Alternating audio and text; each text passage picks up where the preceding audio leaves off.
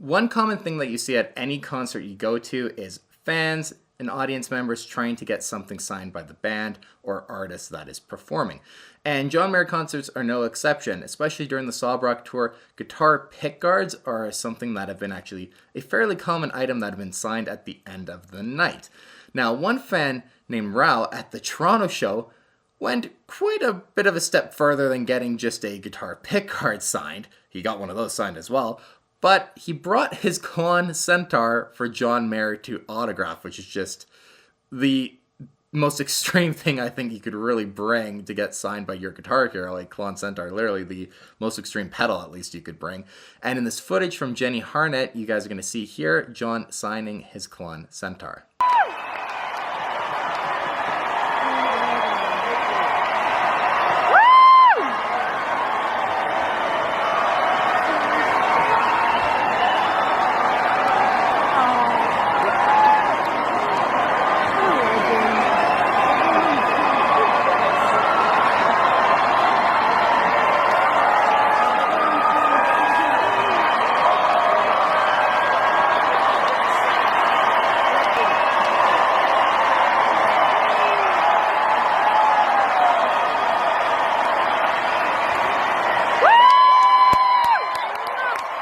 Now, what I think is just awesome about this whole thing is that John, when he grabs his Klon Centaur, walks over to his pedal board, kneels in front of it, and turns the dials to match his settings that he used during that show, the settings that he's been using for a few years now, more or less, and marks them for him, signs it, and then hands it back to him. You can see him go, "Oh, I marked the settings for you. These are, what sounds best. These are what you guys are going to want to use." And I just think it was so awesome that instead of just quickly signing it for him and handing it back, he added that touch of actually going over it, dialing the settings in for him, and marking it.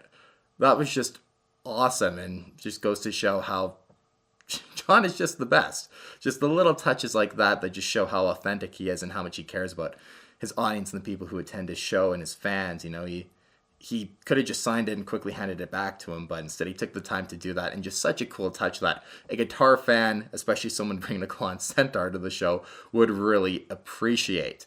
And I can't help but think of when I met Ariel Posen and I got my broadcast AP signed by him, my first edition broadcast AP, shortly after they released, and Ariel was super shocked and said it was really awesome to see one out in the wild so quickly.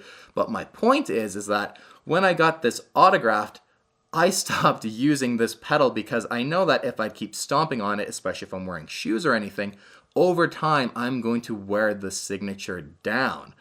And now I have a second broadcast AP that I actually use because I don't want to step on this and ruin the signature.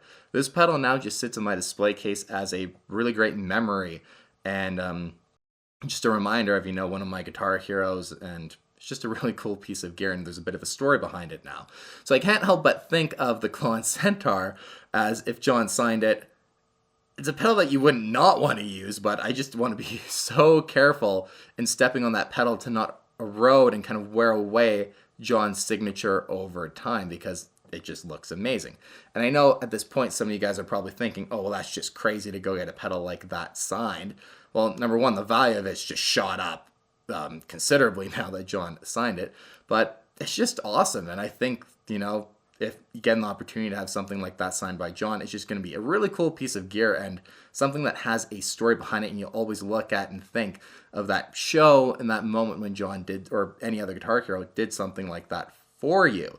I also got to give props to the security at the Toronto show, because when I went to the Forum, there was no way I'd have been allowed to bring something like this in. Security was just a little bit unnecessarily strict, in my opinion. My girlfriend Tori, she had a clutch purse thing that was smaller than my Klon and skinnier too, and they wouldn't let her bring it in. We had to go turn around and go to one of the locker vans they had and lock it up and then go back to get let into the show.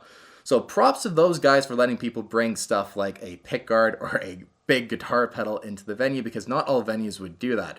So if you guys are thinking about doing this at an upcoming show, just keep that in mind as well, that you might get turned away. So have a backup plan of where you're going to put something if they're not going to let you bring it into the venue.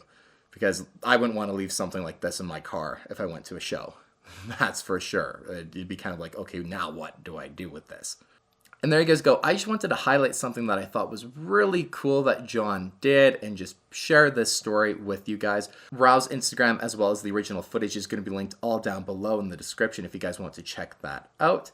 And you guys, I have lots of Sobrock content coming out, especially going over John's gear that he's been using. I'm sad that the Sobrock era is kind of ending, but with that being said and the end coming, now is going to be the time that I'm going to really dive into John's pedals, his gear, some tones for you guys, and we're going to really start to analyze kind of the whole Sobrock tour from a gear perspective. So make sure you're subscribed and hit that bell button to be notified when all of that content comes out, and leave a comment down below if you guys have anything specific in regards to Sobrock that you guys want to see. And as always, thank you guys so much for watching. We'll see you on the next one. Anyway, go ahead and click the subscribe button if you like what you see.